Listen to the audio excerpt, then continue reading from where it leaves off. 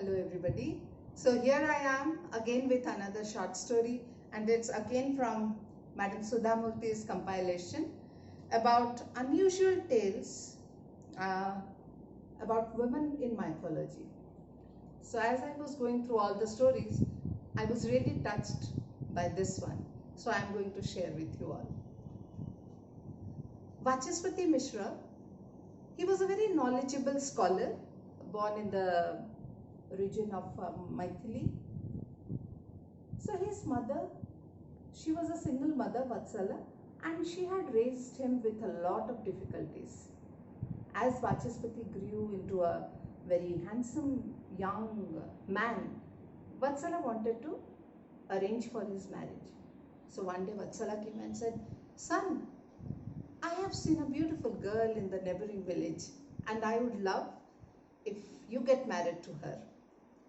To this Vachaspati said, "Mother, but I intend to write a bhasya, a commentary about the Vedanta Sutra, and this is going to be a big help to the human race.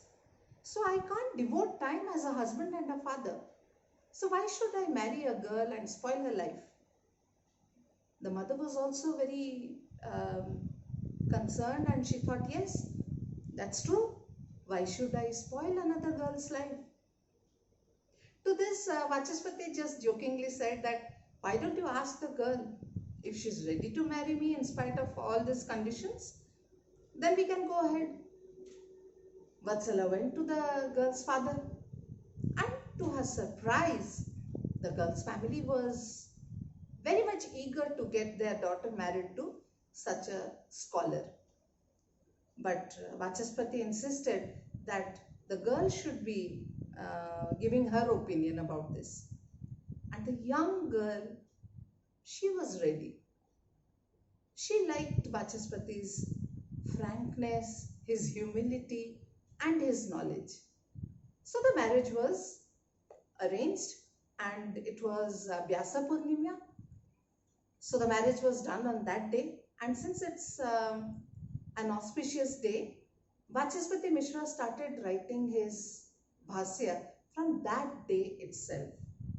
Immediately after the marriage, he sat down on his veranda and started writing. The young bride, she used to stand in one corner and observe what her mother-in-law was doing. She used to see how she was giving him water, at what time breakfast was served, what time lunch was served, before going for his bath, his towel and his oil, everything was kept in place. She learned everything, quietly standing in one corner. Years passed by, and Vatsala died. Now this young bride, who had grown up with age, she took over the responsibility. And from time to time, she used to provide Vachaspati Mishra with whatever his mother used to do. And for years and years, Vachaspati Mishra was busy writing his Bhasya. Finally, after decades, his writing got over. He put the pen down and looked at the corner of his room. He could see a frail old woman sleeping there on the floor. He was surprised. He said, "She's not my mother. Then who is she?"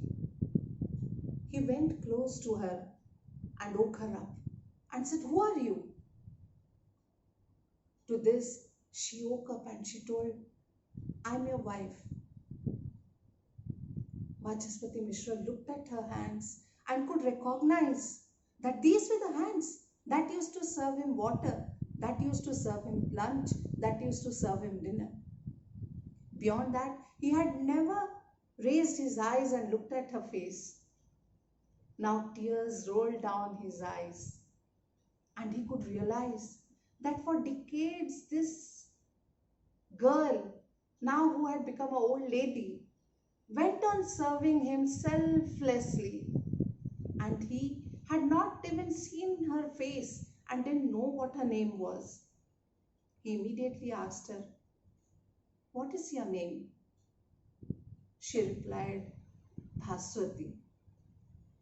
Vachaspati Mishra took his pen, and that was a space where he had to write the name for his writing. So he wrote on that Bhaswati. So this is a tale of unconditional love that Bhaswati had for Vachaspati Mishra. Isn't it beautiful? And isn't it a rarity these days? But still, I think we would find many such Bhaswatis, not only in the form of wife, but as a friend, as a mother, as a sister, in different roles. I hope you like the story. Bye bye.